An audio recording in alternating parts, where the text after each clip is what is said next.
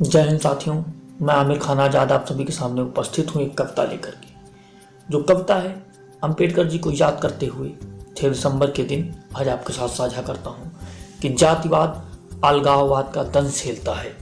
जातिवाद अलगाववाद का दंश झेलता है। अपमान और अन्याय के कड़वे घूंट पीता वह व्यक्ति, अपमान और अन्याय के कड़वे घूंट पीता वह व्यक्ति बंद कमरे में एकटक निहार रहा है।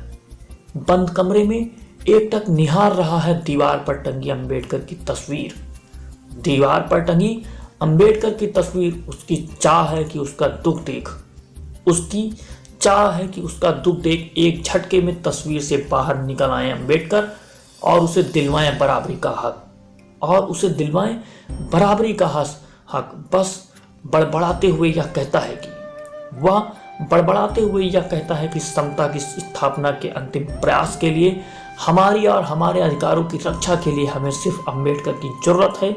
और इतना कहते ही वह तस्वीर के सामने हाथ जोड़ लेता है। वह इतना कहते ही तस्वीर की ओर हाथ जोड़ लेता है। इस पूरे घटनाक्रम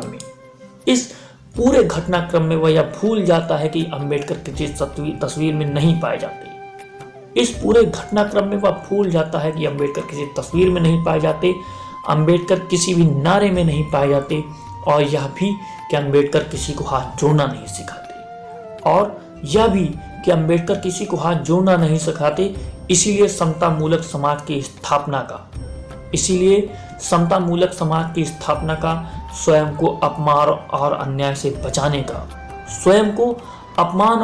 से बचाने का, हाँ, एक और अंबेडकर पाने का सिर्फ और सिर्फ एक ही रास्ता है कि हम स्वयं को अंबेडकर बनाएं।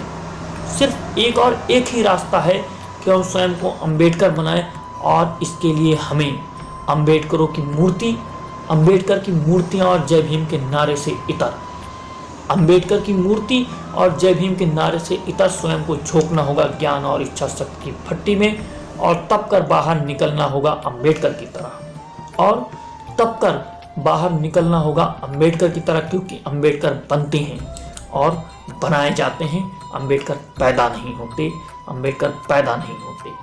ये रचना है अजय दुर्गे जी के द्वारा लिखित, जो बहुत ही प्रासंगिक है। और अंबेडकर जी के महापरिनिर्वाण दिवस पर जब हम देखते हैं कि अंबेडकर जी के आगे लोग हाथ जोड़ करके खड़े हो जाते हैं, हमें उससे बचना होगा। तो साथियों, अंबेडकर जी को अगर आप मानते हैं तो शिक्षा पर जोर दीजिए। जय हिंद, जय भारत, इनकलाब जिंदाबाद।